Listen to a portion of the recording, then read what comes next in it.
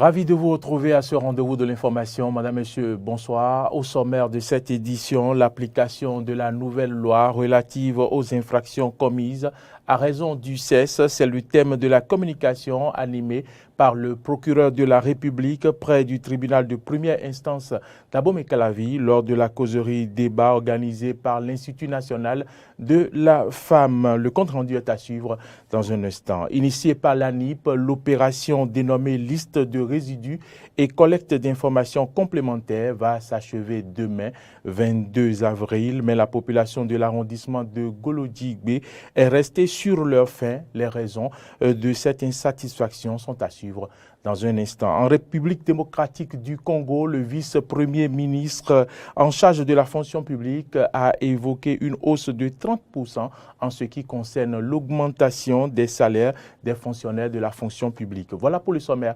Le développement, c'est maintenant.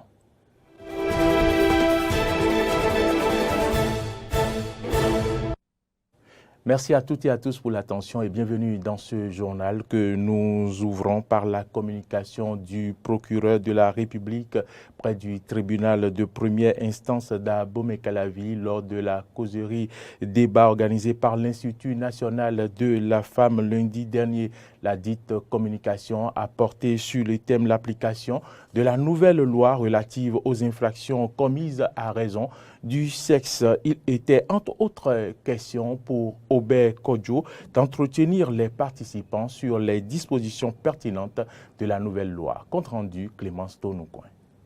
L'exposé du procureur de la République près le tribunal de première instance d'Abomey-Calavi était axé sur 3 points essentiels, à savoir la clarification de certaines terminologies, les dispositions pertinentes de la nouvelle loi et la question de la compétence juridique des différentes juridictions. La notion d'infraction à raison du sexe des personnes est définie par l'article 1er de la loi. C'est l'article 1er de la loi qui le précise en disant que c'est toute infraction pour la commission de laquelle le sexe de la victime est la considération principale.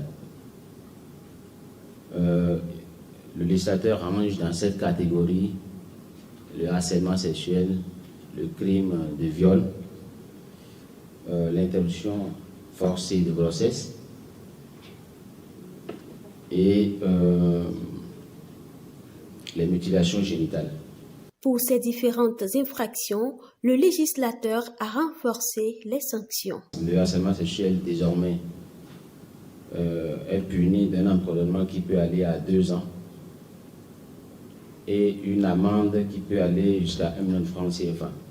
Et lorsqu'il s'agit du harcèlement sexuel d'un ascendant ou d'un enseignant sur son apprenant, vous voyez la peine qui peut aller jusqu'à 5 ans d'emprisonnement. Quand c'est une récidive, la peine est portée au double. Le viol qui est puni de la réclusion criminelle à temps, de 5 ans à 10 ans, et de la réclusion criminelle de 10 ans à 20 ans lorsque ce viol est commis sur une personne qui est en situation de vulnérabilité, particulièrement vulnérable en raison soit de sa situation de grossesse, d'une maladie, d'un handicap, ou de l'âge, ou de toute autre raison. L'atteinte sexuelle également, et les relations consenties, même si c'est des relations consenties entre un ascendant légitime, naturel, adoptif, avec de la victime, c'est incriminé, puni de peine de 6 mois à 3 ans d'emprisonnement. En matière de compétences des juridictions, le législateur a mis à la charge de la Cour de répression des infractions économiques et du terrorisme Triette quelques-unes des infractions commises à raison du sexe. La loi a mis à la charge désormais de la CRIET, de la Cour de répression des infractions économiques et du terrorisme, certaines infractions et les autres infractions liées aux violences basées sur le genre ou les infractions à raison du sexe des personnes restent et demeurent de la compétence des juridictions ordinaires. Au niveau donc de la CRIET, donc, cette cour est compétente pour les viols sur mineurs de moins de 13 ans, les atteintes sexuelles sur mineurs de moins de 13 ans, le harcèlement commis par un enseignant sur son apprenant, le mariage forcé et le mariage précoce. On a donc 5 types d'infractions qui sont désormais de la compétence de la CRIET exclusivement. À la CRIET, comme au niveau des juridictions ordinaires, en fonction de la gravité ou en fonction des éléments de preuve qui sont au dossier, le procureur a le choix entre saisir le juge des flagrants délits ou ouvrir une information devant la commission de l'instruction.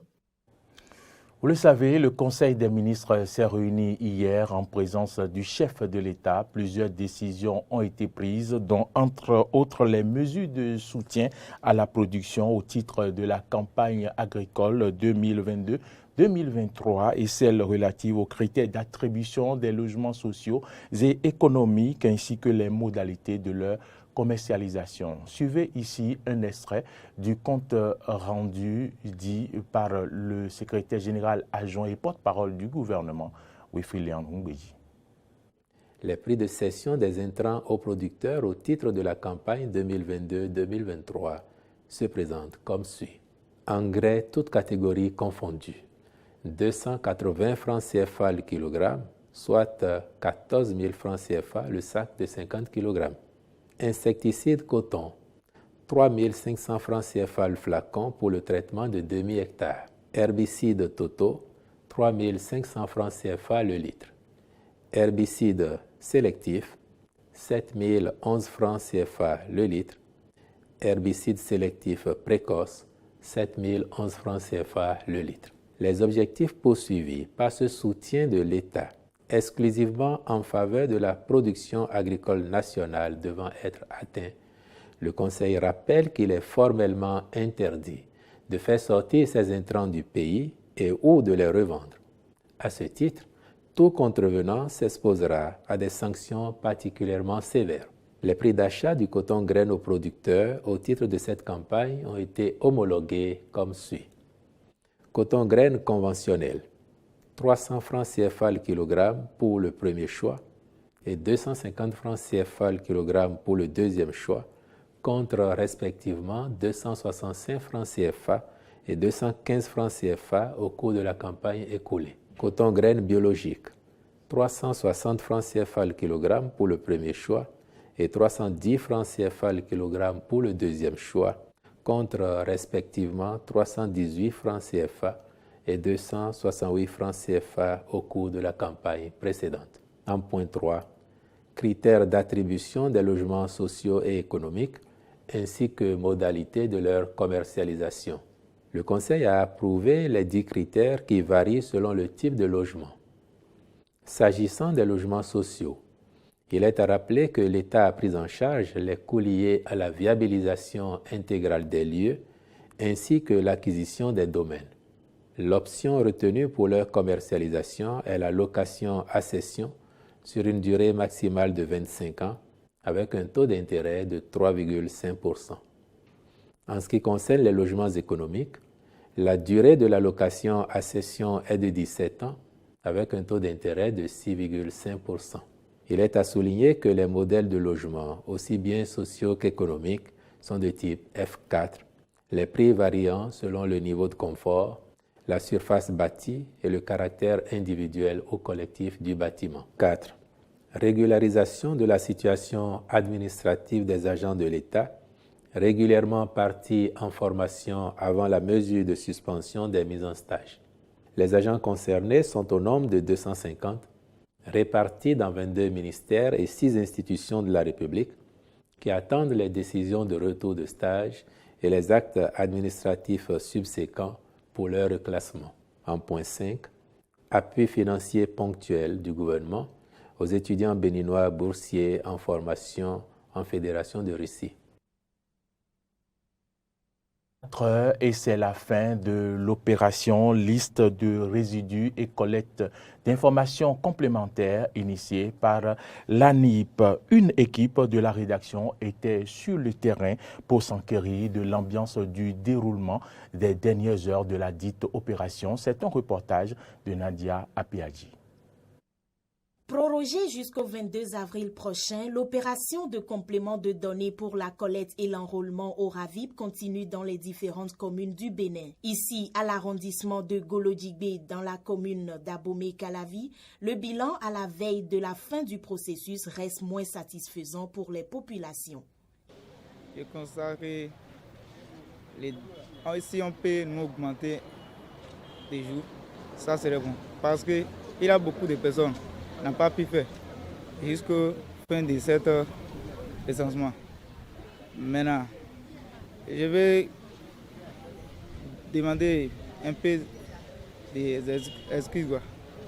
Si on peut passer par village pour faire ça, ça serait bon. De longues attentes qui parfois obligent les citoyens à venir très tôt, mais souvent rattrapés par le temps, retournent chez eux sans être enrôlés. Une situation qui, selon le chef du village de Misebo Espace Saint, nécessiterait en temps normal une nouvelle prorogation de la campagne. Qu'il faut n'est pas en place parce que le nombre de la population de Golodigbe aujourd'hui dépasse la seule kit qui a été envoyée vers Golodigbe. Et que je prends par ici pour ce canal pour lancer l'appel aux autorités importantes de faire d'urgence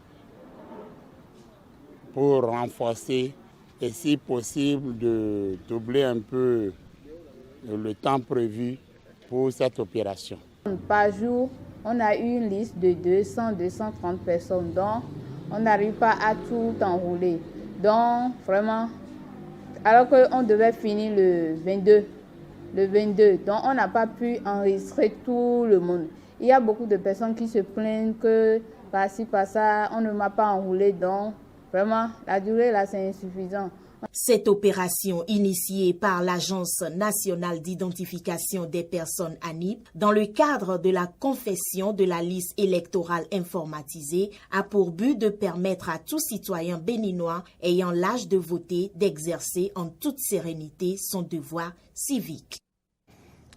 En République démocratique du Congo, le gouvernement a annoncé l'augmentation des salaires des fonctionnaires et agents publics de carrière à partir de ce mois d'avril 2022. Le vice-premier ministre en charge de la fonction publique a évoqué une hausse de 30% selon Jean-Pierre Liho, le vice-premier ministre. Cette hausse sera progressive. Le gouvernement et l'intersyndicale de la fonction publique se sont mis d'accord sur une augmentation de 30% des soldes des fonctionnaires et autres personnels de carrière de l'État, militaires et policiers compris, précise le vice-premier ministre en charge de la fonction publique. Selon M. Liho, une autre augmentation est prévue pour le troisième trimestre de cette année, cette fois de 45%. Le gouvernement congolais entend ainsi répondre aux demandes récurrentes des fonctionnaires concernant leur niveau de vie. Madame, Messieurs, c'est ici que se referme ce journal que nous avons eu du plaisir à vous présenter. Merci à toutes et à tous de nous avoir suivis. L'information se poursuit sur nos différentes plateformes YouTube, Twitter, Facebook et sur notre site internet www.benin-eden.tv. Merci à toutes et à tous et bonsoir chez vous.